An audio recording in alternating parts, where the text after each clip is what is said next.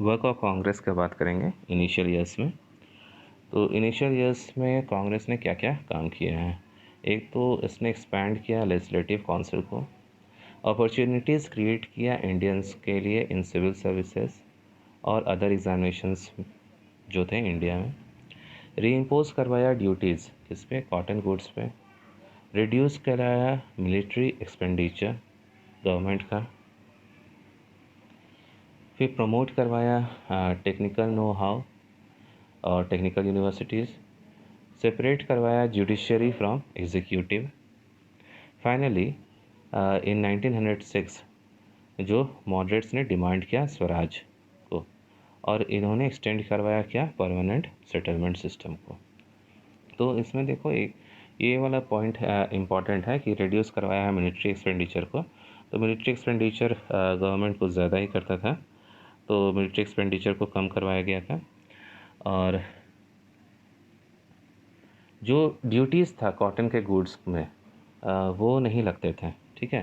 तो ड्यूटीज़ को लगवाया गया कॉटन के गुड्स में, यानी कि इंडिया से जो बाहर जा रहा है कॉटन का गुड्स उसमें ड्यूटीज़ नहीं लगते थे, उसमें लगवाया गया है।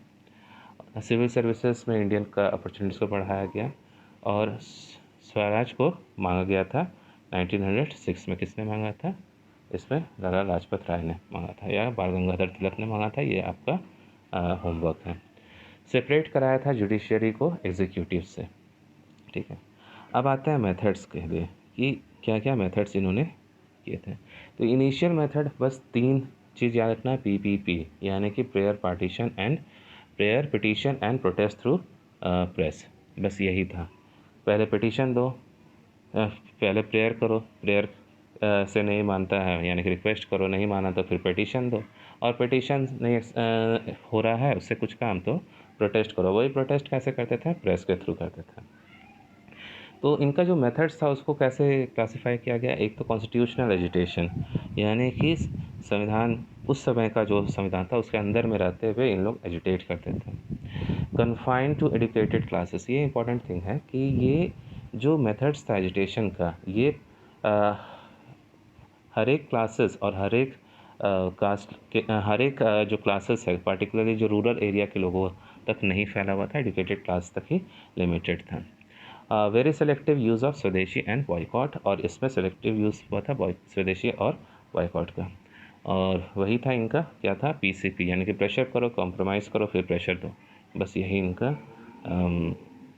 स्ट्रैटेजी था। क्या था, PCP यानी कि PPP याद रखना है, पिटीशन, प्रेयर और प्रोटेस्ट थ्रू प्रेस, और एक PCP यानी कि प्रेशर, कॉम्प्रोमाइज़ एंड प्रेशर। अब आते हैं अचीवमेंट्स ऑफ मॉडरेट्स में। तो अचीवमेंट्स मॉडरेट्स के क्या क्या थे, एक तो इंडियन काउंसिल एक्ट हुआ था 1892 का। तो जो लेजिस्लेटिव काउंसिल था was extended 10 to 16 additional legislative councillors, ठीक है। यानी कि जो लेजिस्लेटिव काउंसिल था इंडियन काउंसिल एक्ट 1892 में, उसको एक्सटेंड किया गया और 10 से 16 एडिशनल लेजिस्लेटिव काउंसिलर्स बनाया गया, यानी कि नंबर ऑफ मेंबर्स कितना इंक्रीज हो गया, बाय 6, 10 to 16 हो गया, ठीक है। इंडियन काउंसिल एक्ट 1892 का है ये बात। फिर है मेंबर्स वे allowed to ask questions but no supplementaries. तो मेंबर्स क्वेश्चंस तो पूछ सकते थे लेकिन सप्लीमेंट्रीज नहीं पूछ सकते थे।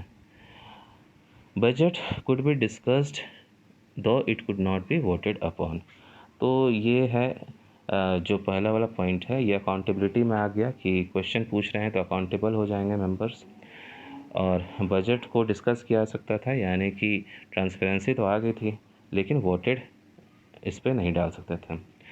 It brought fourth the system of indirect election in India for the first time, और इससे क्या आया, पहली बार इनडायरेक्ट इलेक्शन का कॉन्सेप्ट आया इंडिया में। तो 1892 इंडियन काउंसिल एक्ट 1892 में क्या क्या हुआ था, एक तो नंबर ऑफ मेंबर्स इंक्रीज हुआ था फ्रॉम 10 to 16, किस में, लेजिस्लेटिव काउंसिल में। दूसरा क्वेश्चंस पूछ सकते थे, कैसा क्वेश्चन, सप्लीमेंट्री क्वेश्चंस, ठीक है, नहीं पूछ सकते थे, क्वेश्चंस पूछ सकते थे सप्लीमेंट्रीज नहीं, यानी कि अकाउंटेबिलिटी था। और ट्रांसपेरेंसी था क्योंकि बजट को डिस्कस तो किया जा सकता था लेकिन वोट नहीं कर सकते थे।